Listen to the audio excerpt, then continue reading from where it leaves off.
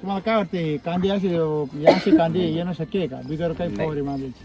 नाही केमिकल बेसवर तसं काही येत नाही. येऊ शकत नाही. नाही. त्याला जर युरिया डीएपी असती तर सर कांडी बी लांब होती सर, मागच्या वर्षी लावायचो ना हा आम्ही, दांडा लांब होतो. लांब हे राहायचा. वेगळं या नाही वर्षी छोटी आहे आणि रोप बी सर एका महिन्यात तयार झालं होतं. एसीचे मोर SCC मोर. हा. एका महिन्यात नाही तर 2 महिने लागतात रोप बरोबर तयार आहे. व्हायला, तर एका महिन्यात रोप तयार झालं होतं. बरोबर. म्हणजे याला हा जो भाग आहे याला दांड म्हणतात. हो. हा दांड काय होतो वाढतो केमिकल मध्ये, व्हेजिटेटिव्ह ग्रोथ म्हणतात त्याला.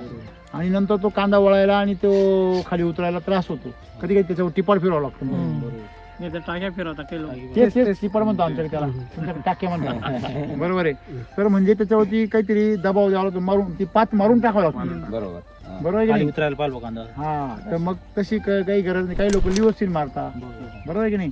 तसे आपल्याला खाली रस उतरायला, तसं आपलं नॅचरली खाली रस उतरतो. आता याला आताच वळलाय, तो आताच सांगू राहिलाय, आपलं नाद करायचं नाही. हा. म्हणजे कांद्याची क्वालिटी जी आहे ती तुम्हाला सगळ्यात सांगते. बघा कुठल्या याच्यामध्ये तुम्हाला त्याच प्रकारची परिस्थिती आहे आणि तरी पण कमी पडलेलं आहे. तुम्ही याला अजून एक डोस टाकून द्या छोटासा. हा, एक डोस टाका, बाकी काही करू नका याला. आता ते छिद्र पडले ना, चिरा पडल्या ना, त्या चिरांमध्ये ते जाऊन बसेल. SSM आणि युनिट हे सगळं एक एक बॅग सगळ्यांना मिळून टाकून द्या आणि पाणी भरा, मस्त काम होऊन जाईल. हा